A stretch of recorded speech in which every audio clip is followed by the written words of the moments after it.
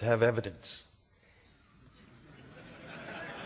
You don't have to have evidence of this point in one court after another. Your Honor, most of the courts, at least two-thirds, Your Honor, or just approximately anyway, two-thirds of all the judges that have looked at this issue before you have upheld the traditional, or would have upheld the traditional definition of marriage on this rationale. This rationale. And the plaintiffs say there is no way to understand why anyone would support Proposition 8 except through some irrational, dark motivation, some animus, some kind of bigotry. Your Honor, that is just not only a slur on 7 million Californians who supported Proposition 8, it is a slur on 70 out of 108 judges who have. If you have got 7 million Californians who took this position, 70 judges, as you pointed out, and this long history that you have described, why in this case did you present but one witness on the subject? One witness. And I think it fair to say that his testimony was equivocal in some respects.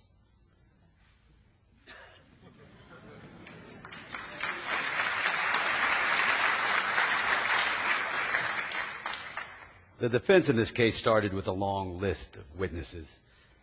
But you see, it's easy for people who want to deprive gays and lesbians of their rights to make all kinds of statements in campaign literature or on TV where they can't be cross-examined. But when they have to come into court and defend those opinions under oath, well, initial depositions, their expert witnesses started having second thoughts. That included Dr. William Tam, one of the very men who worked to put Proposition 8 on the ballot in the first place. What is your relationship to the Traditional Family Coalition? I am the executive director of Traditional Family Coalition. All right, this is an email that you wrote on May 15th, 2008. Is that correct? Yes. Mm-hmm. And the last sentence of this says, "We can't lose the battle for Proposition 8, or God's definition of marriage will be permanently erased in California." Now, was that your motivation for participating with ProtectMarriage.com in promoting Proposition 8? The other reason is, I think it is very important that our children do not grow up thinking, fantasizing, or thinking about, should I marry Jane or John when I grow up? Then you go on to say, what will be next? On their agenda list is legalizing having sex with children. And this was something that you were putting out in order to convince people to vote for Proposition 8. Is that correct? Mm-hmm. Yes. And then the last sentence says, if sexual orientation is characterized as a civil right, then so would pedophilia, polygamy, and incest. Do you agree with that, sir? Yes, I agree. And that's what you were telling people in order to convince them to vote for Proposition 8. Is that correct? Yes. Let me go down to point 4, where you say that countries that legalized same-sex marriage saw alarming moral decline. You believe that after the Netherlands legalized same-sex marriage, the Netherlands went on after that to legalize incest and polygamy and... I mean, who told you that, sir? It's in the Internet.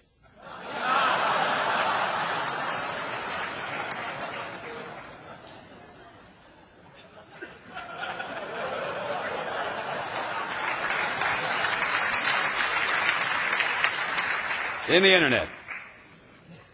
And you just put it out there to convince voters to vote for Proposition 8. Yeah.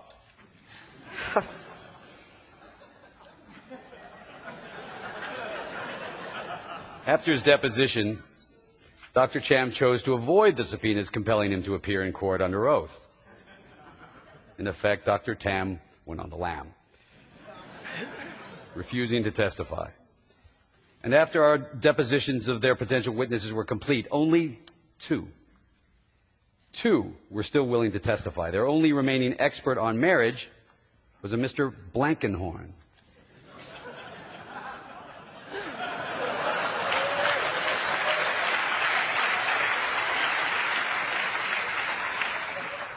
Raise your right hand, please.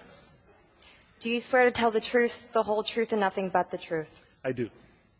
Mr. Blankenhorn, what is the primary purpose of marriage in human groups? We're embodied as male and female. That's the basic division in the species.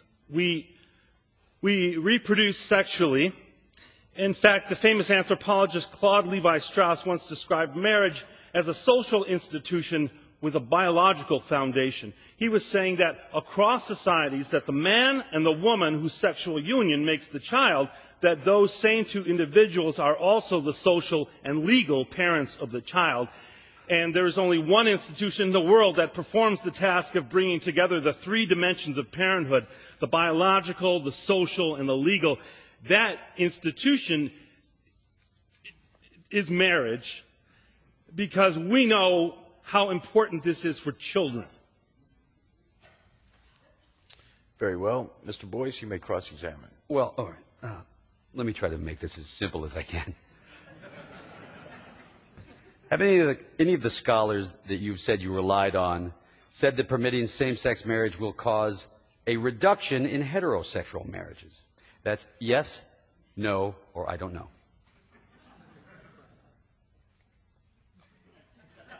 Well, I know the answer. I cannot answer you correctly if the only words I'm allowed to choose from is yes or no. I can give you my answer in a very brief sentence. If you know the answer, why don't you share it with us?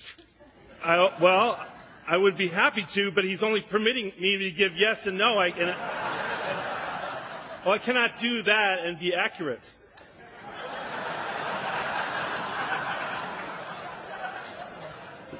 He is giving you three choices. Yes, no, I don't know. But I do know. I do know the answer. Then is it yes or is it no?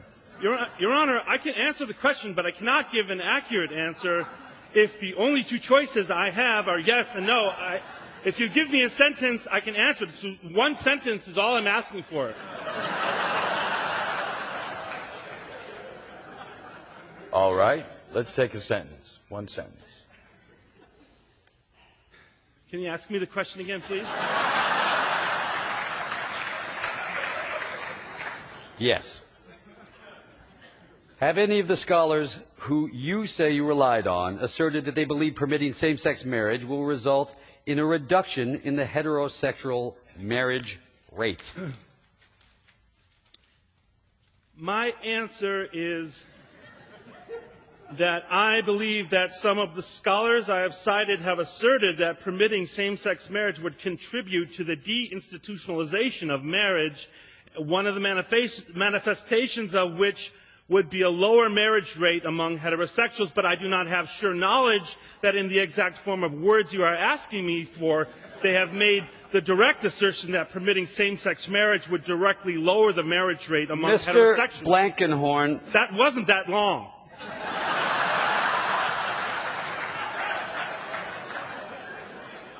Questions and answers.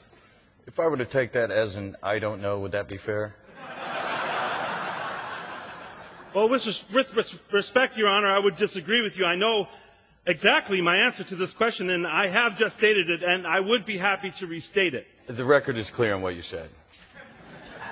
Your Honor, if you will, I want to address the issue of whether or not there is a legitimate basis for people to be concerned that redefining the traditional understanding of marriage presents any basis for concern about the harm that may result. But before analyzing this, I think we have to begin with two propositions. The first one is that redefining the institution will change the institution. And I think Mr. Blankenhorn really summed it up quite well. It's impossible to be completely sure about a prediction of future events. But I do have a great deal of confidence in the likelihood of the weakening of marriage through the process of deinstitutionalization to a greater degree than would be the case otherwise. If you change the definition of the thing, it's hard to imagine how it could have no impact on the thing. So while I don't think anyone here can say that they know from scientific study that they know with absolute certainty that this will happen, I sincerely believe that this is this is a likely outcome, a likely result of adopting same-sex marriage.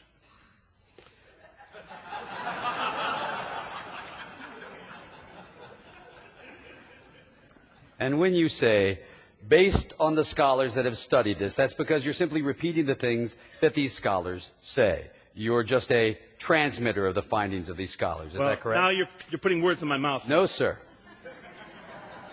Yes, sir. I was simply trying to report the view of some scholars that I was basing my arguments on. I'm saying there are scholars, respected scholars, who have made this argument based on ethnographic research, and I've read them, and that's the basis for my assertion. Your Honor, could I ask this witness be instructed to listen to the question, answer my question, and not make a statement that is not responsive to the question, even if he believes it's important? I don't need such instruction. My intention is to do exactly that.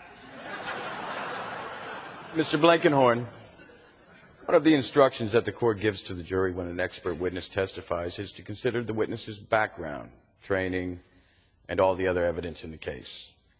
And that other evidence includes the demeanor of the witness. So I would urge you to pay close attention to Mr. Boyce's questions and to answer them directly, succinctly. So bear that in mind. Yes, sir, I will.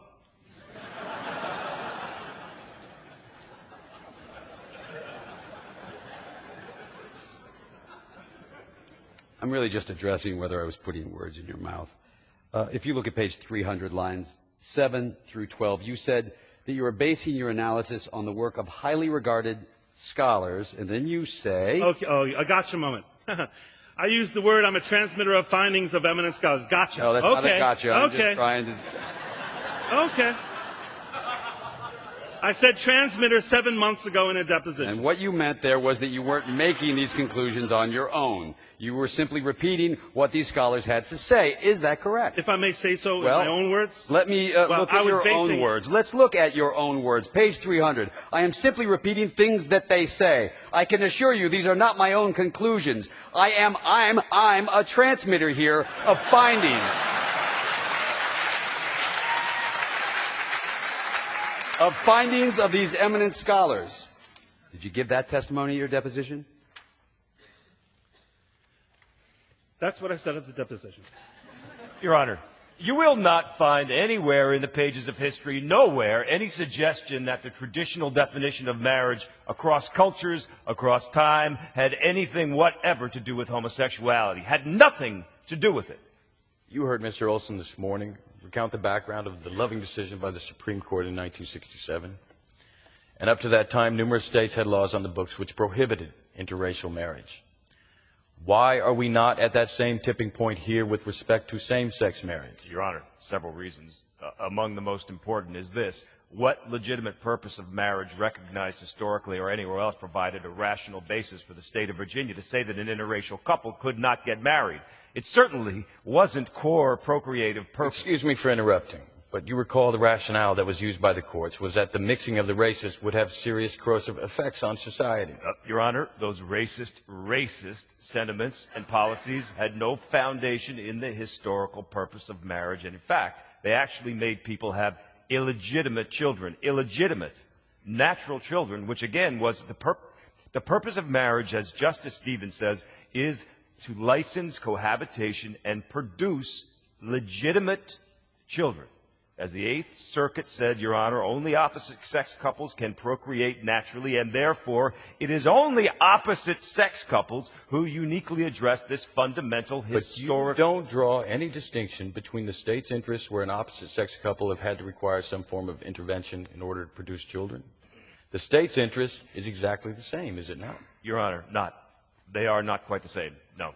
Well, then what's the difference? I really think the state's main concern, or certainly among the state's main concerns in regulating marriage and in seeking to channel naturally procreative sexual conduct into stable and enduring unions, is to minimize what I call irresponsible procreation.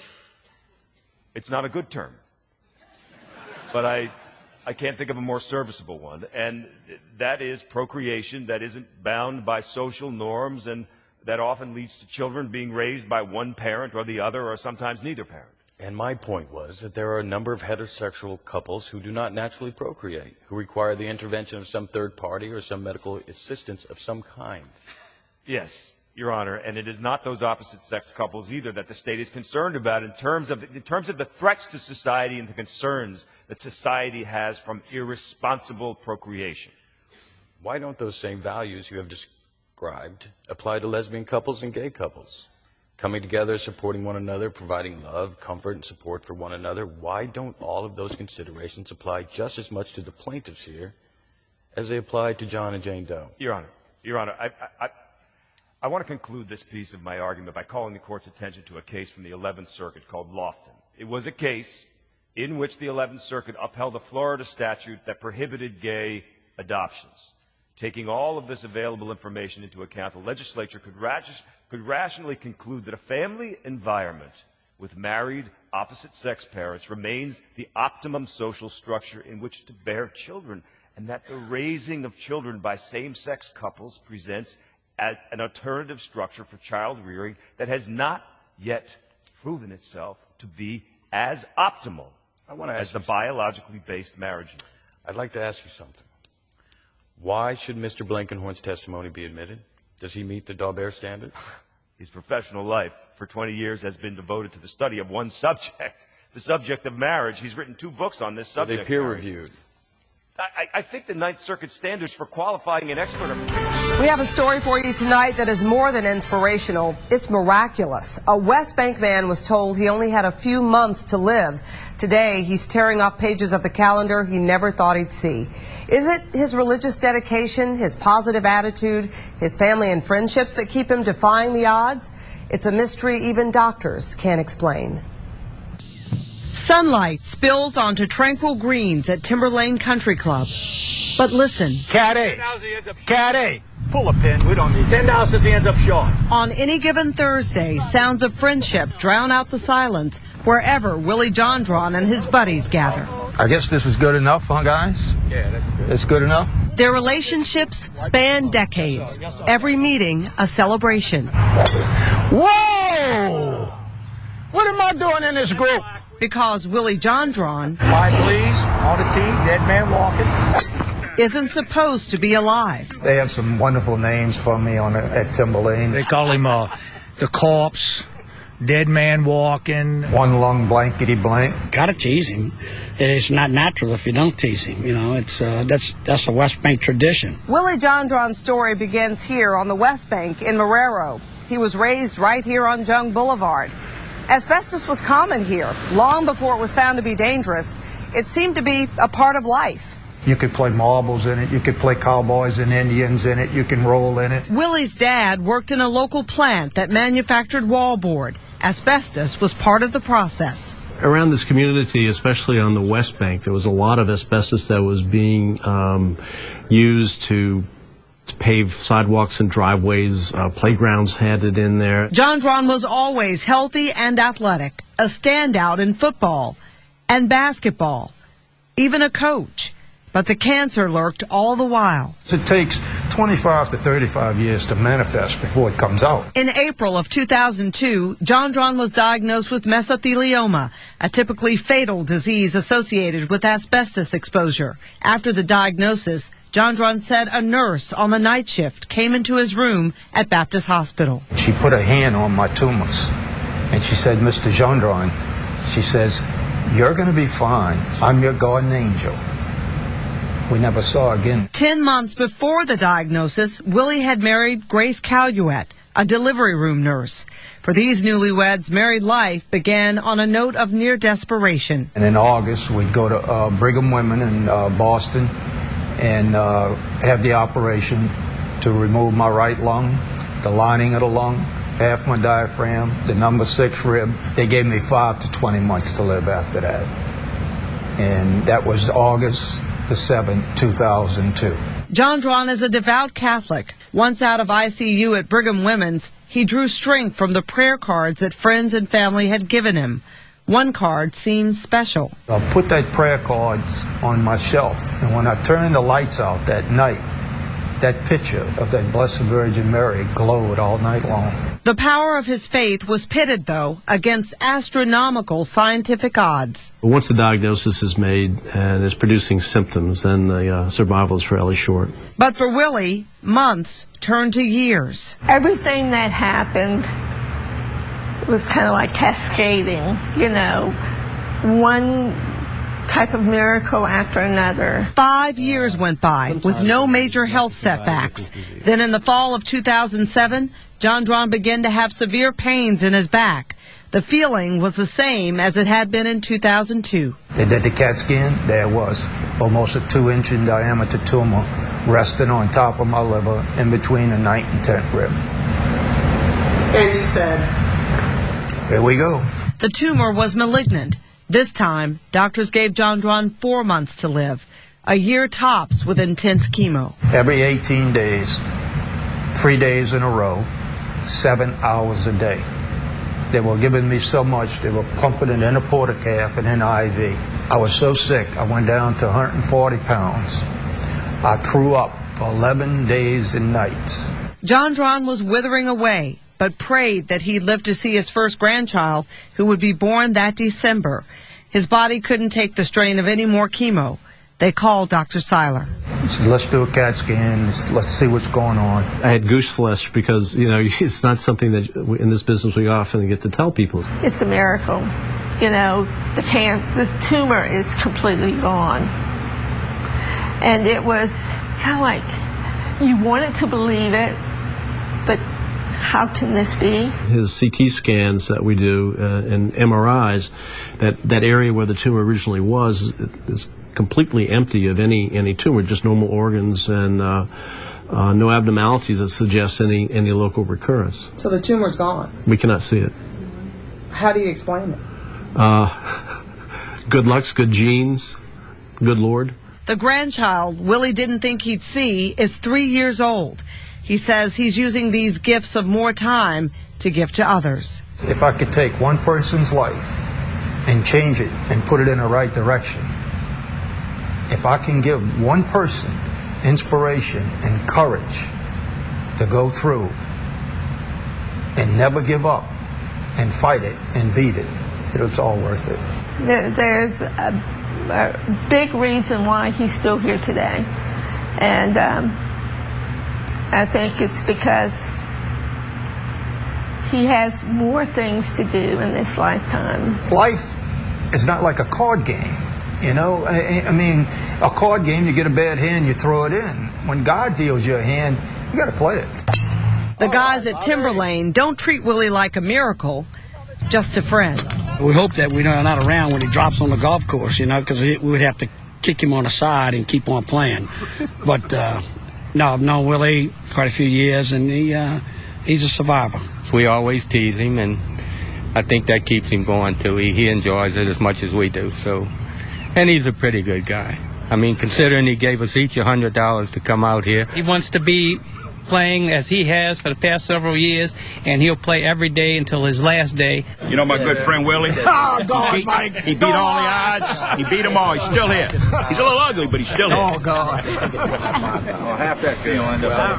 And Dr. Milton Seiler says there is evidence and studies that faith improves the quality of life for people with cancer, but he also points out the importance of vigorous therapies that Willie received. The doctor also says surgery, the medical and radiation oncology all work together to give a patient the best chance. Now, Seiler also says doctors still don't know everything about how the immune system works, but he believes Willie John Dron has an immune system that is apparently super vigilant. He admits, though, he has never seen a case as dramatic as John Dron's in all the 32 years he's been practicing. Yeah, I mean, on TV, he looks in perfect health. He does, but you know what? He still has a lot of problems. He had surgery to remove his diaphragm. He lost a lung. He still sometimes has trouble breathing. He gets tired easily, but he doesn't stop. You saw him on the golf course. No. And I guess his positive attitude that helps keep him going. Whether it's that or divine intervention, I guess we'll never know. Inspiring, whatever. All right.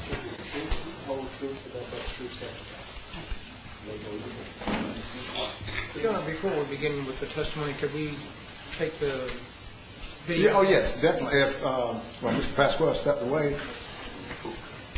Would you, I don't know who the new technician is or person is, but could you? This is a prosecutor office runner, his name's Noah Schneckman. Yes. Okay, Mr. Well, Noah, if you could, he's removed them. Thank you for bringing it to my attention. Please take the spelling your name for the record. Bonita Renee Greenberg, Vonita Renee, Greenberg. And Mrs. Greenberg, do you use any other name or go by any other name other than the first name you just identified yourself as? Bonnie. Do most people call you Bonnie? Yes.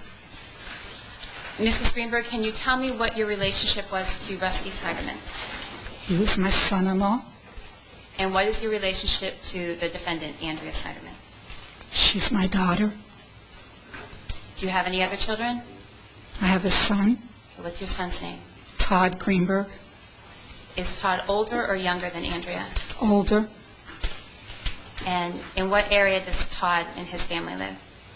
Roosevelt. Who is currently living with you? Our daughter and our grandchildren, Sophia and Ian. Okay. When you say your daughter, do you have any daughter other than the defendant? No. Okay, so you're living with the defendant. Who else? Our grandchildren and my husband. And your husband. What's your husband's name? Herb Greenberg. Mrs. Greenberg, can you tell me, I want to direct your attention to the summer of 2010. Can you tell me what your relationship with your daughter, Andrea, was like in the summer of 2010?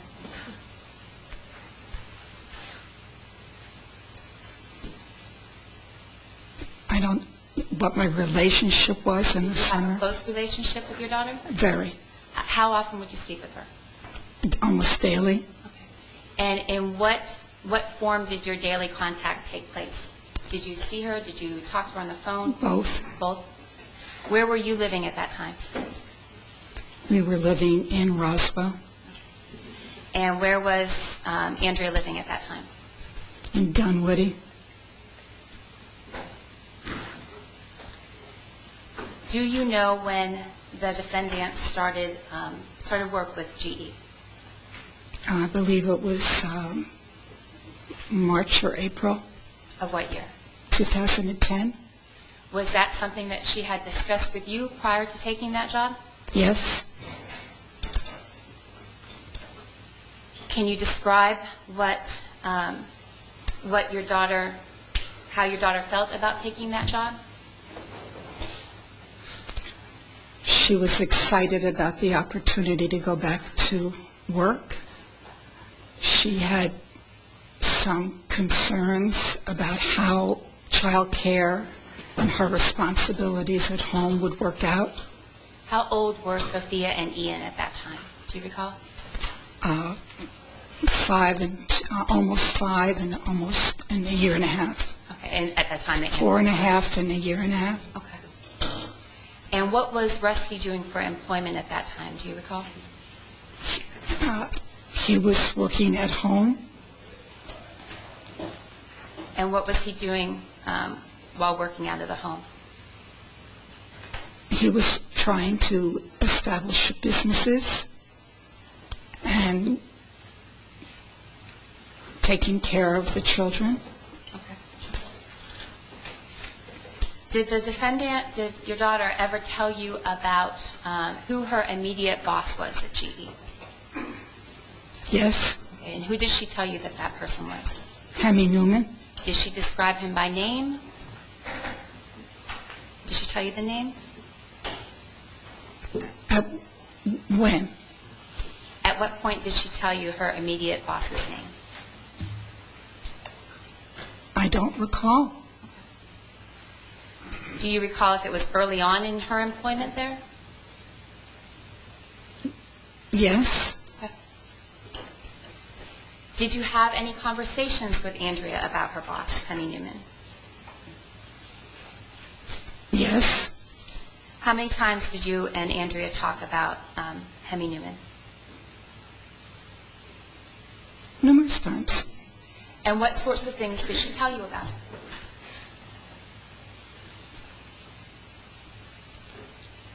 Initially, she said that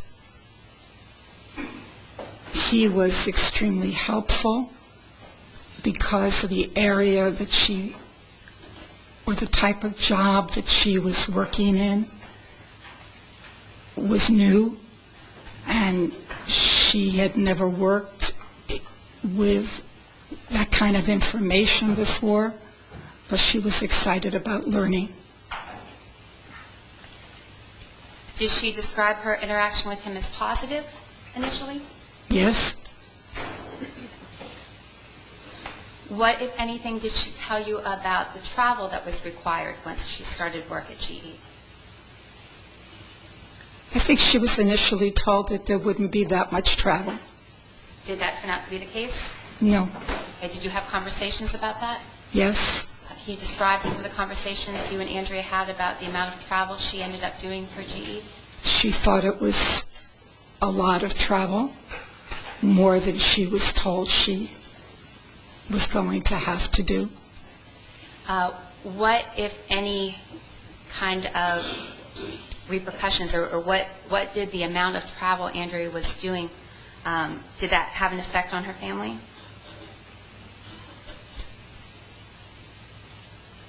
I think it put some added stress on family obligations. You said that you and your husband at that time were living in Roswell? Yes. Were you able to assist when Andrea's travel schedule complicated the family routine?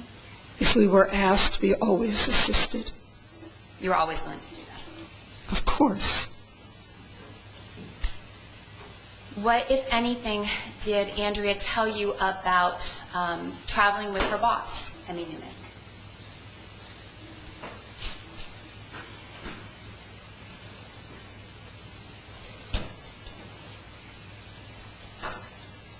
She wondered why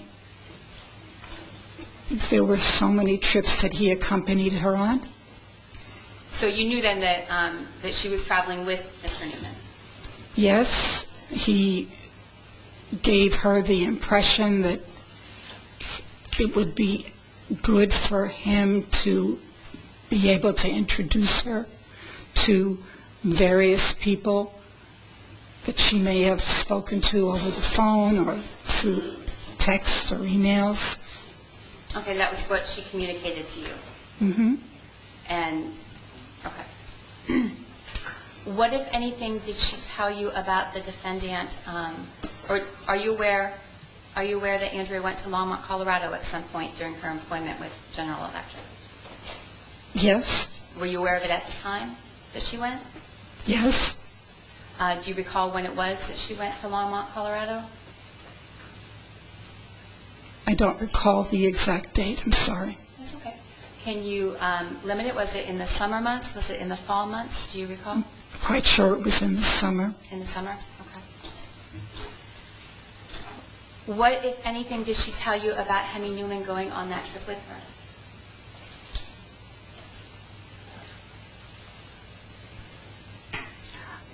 I don't remember if it was that particular trip, but at some point in time,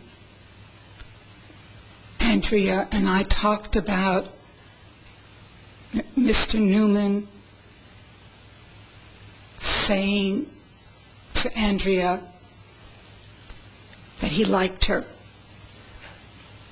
And Andrea was telling you about this incident? Yes. Okay. And what else did she tell you about? Did she give you any specifics about what had occurred? I was confused. She said, he likes me. And I said, that's great. Why did you say that was great? Well, she had just started working. She obviously was doing a good job, and he liked her. And she said, no, Mom, you don't understand. He really likes me. I said, that's not so great. And what did she say when you said that? I don't remember. I said, maybe you, I responded that maybe you need to go to HR. And how did Andrea respond when you suggested she go to HR? When you say HR, what are you referring to? Human Resources Department. Okay, and that would be a division of General Electric that would deal with employment issues? I suppose. You assumed. Okay.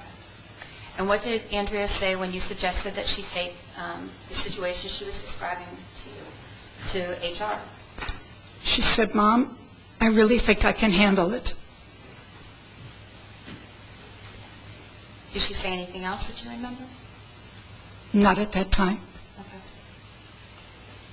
Okay. Yeah, well, excuse me. I believe she did. She said, when I suggested she go to HR, she said to me, if I do that, I could lose my job, and I can't afford to do that. When she says she can't afford to do that, do you have any familiarity with the financial situation in Andrea and Rusty's household? I knew that Rusty wasn't working. He didn't have an income at that time, so they were relying on Andrea's income. Do you know, or did you believe at the time that they were having financial difficulties? I don't believe they were having difficulties, but I knew that they needed her money. That's what Andrea told you? No, I think that's what both Rusty and Andrea conveyed. Do you have any sense of what their financial condition actually was? I mean, would you have access to bank accounts, anything like that? No. Okay, you're just basing your impression on what you were told? Correct.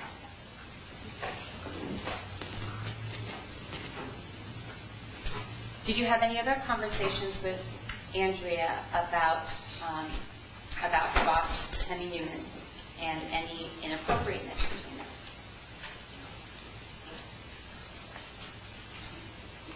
them? No. Did you have any conversation with Andrea, or what, if any, conversation did you have about Hemi Newman making any advances towards her?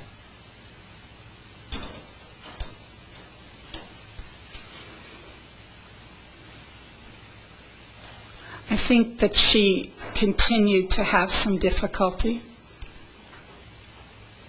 Do you remember anything specific that she told you about it? We talked about it over the summer. I asked her how things were going. She said, I'm keeping my distance. She asked some people... Mr. Deputy, I'm sorry for the interruption, Counselor. Could you seize that phone? Sorry, we try to maintain a little bit better decorum in the courtroom. You may continue. Sorry for the interruption. You were telling me about any other conversations you had with Andrea about Hemi Newman's advances towards her and what she was doing in response. I believe she talked with friends and asked them what she should do. Do you know that because she told you that, or do you know that because you learned that later? No, she told me that. She told you at the time? Okay, so you knew she was speaking about it with you, and you knew that she was speaking about it with other friends of hers? She asked for advice on what she should do or how she should handle the situation. Up until the time that Rusty was killed, do you have any memory of any other conversations you had with Andrea on this subject?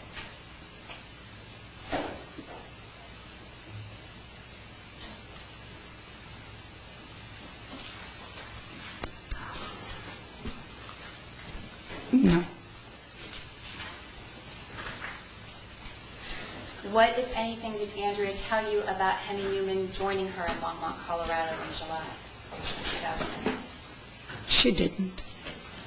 What, if anything, did Andrea tell you about holding hands with Hemi Newman? She did not. What, if anything, did Andrea tell you about dancing with Mr. Newman in Greenville, South Carolina? She did not. What, if anything, did she tell you about kissing him? She did not. Did she ever mention anything to you about having adjoining rooms when they traveled? Yes. She mentioned that to you? Mm-hmm. What did you think of that?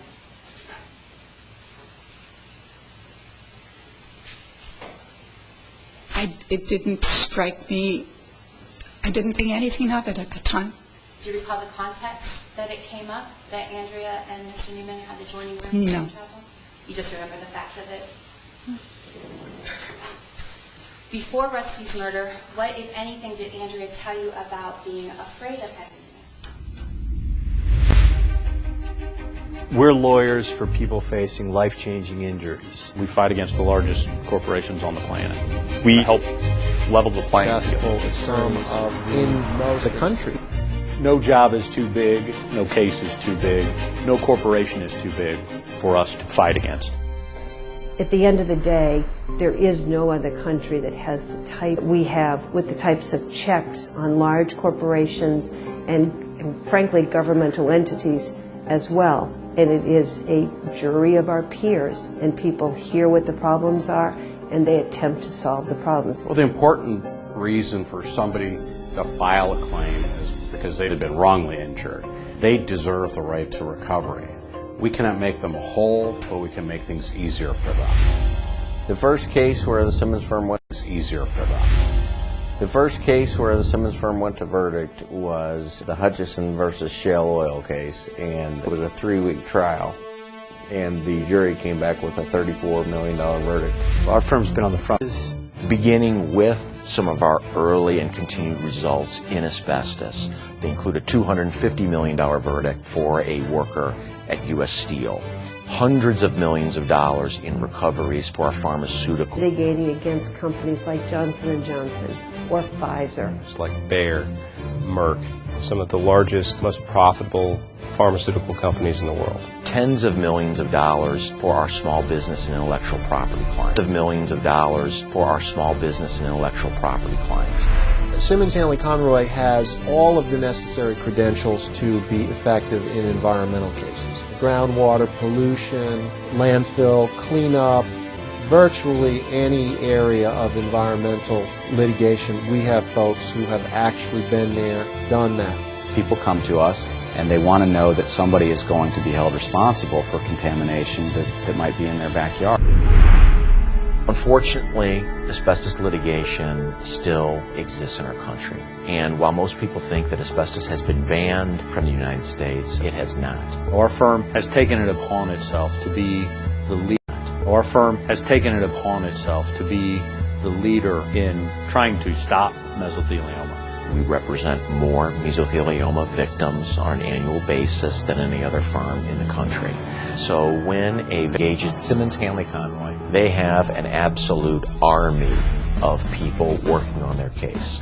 They have a team of lawyers, they have a team of paralegals, they have a team of medical staff.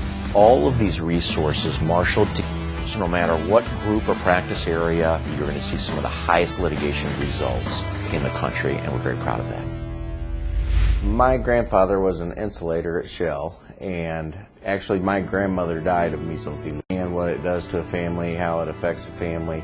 That's why it's important to me that we get back to mesothelioma research. We are the largest cumulative donor to the Mesothelioma Applied Research Foundation. $25,000. It's the Commit Research Foundation. $25,000. It's the commitment to the community. Makes you feel good to show up every day.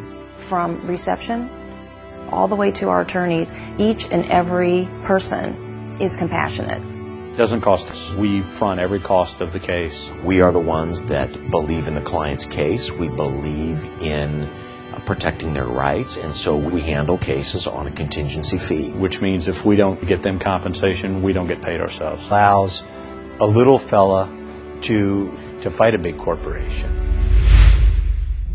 It doesn't really matter where the case is. We go to where the fight is. We are the quintessential national law firm. Quintessential national law firm. We start directly in the Midwest, which is where Simmons Hanley Conroy headquarters are. And from there, we branch out to both coasts. Well, I have cases all over the state of Missouri, Illinois, Georgia, Texas. Wherever the case is, we file it there.